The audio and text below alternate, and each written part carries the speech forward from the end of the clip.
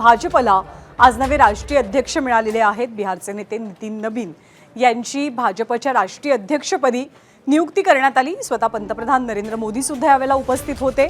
J P. Nadda यांच्याकडून नितीन नबीन यांनी पदभार स्वीकारला। नितीन नबीन यांच्या रूपात पहिल्यांदाच भाजपत बिहारमधून राष्ट्रीय अध्यक्षांची निवड करण्यात आली। नितीन नबीन यांच्या रूपात भाजपला सर्वात तरुण अध्यक्ष सुद्धा मिळाले। बांकीपूर विधानसभा मतदारसंघाचे ते आमदार आहेत आणि 2010 सालापासून सलग ते तिथून निवडून आलेले आहेत। याआधी त्यांनी भाजपचे छत्तीसगडचे प्रभारी म्हणून सुद्धा जबाबदारी सांभाळली आहे। सर्वप्रथम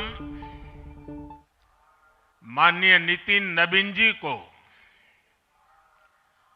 दुनिया के सबसे बड़े राजनीतिक दल का अध्यक्ष चुने जाने पर बहुत बहुत बधाई देता हूं, बहुत बहुत शुभकामनाएं देता हूं। भाजपच्या नव्या राष्ट्रीय अध्यक्षांची ओळख ग्राफिक्सच्या माध्यमातून करून घेऊयात। कोण आहेत नितीन नबीन पाहूया।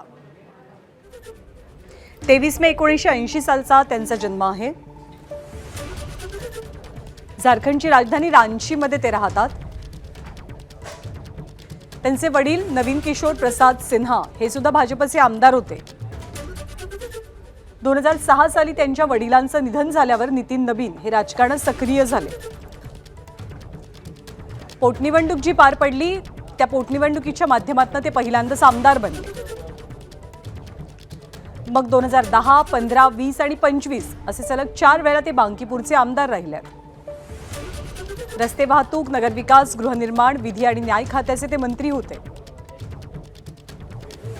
भाजपचे राष्ट्रीय सरचिटणीस, सिक्कीमचे प्रभारी आणि छत्तीसगडचे सहप्रभारी म्हणून त्यांनी काम पाहिलंय। डिसेंबर 2025 मध्ये भाजपच्या राष्ट्रीय कार्यकारी अध्यक्षपदी त्यांची निवड झाली आणि आज ते भाजपचे राष्ट्रीय अध्यक्ष बनलेले आहेत। औपचारिक पदभार त्यांनी स्वीकारलेला आहे। एबीपी माझा, उघडा डोळे बघा नीट।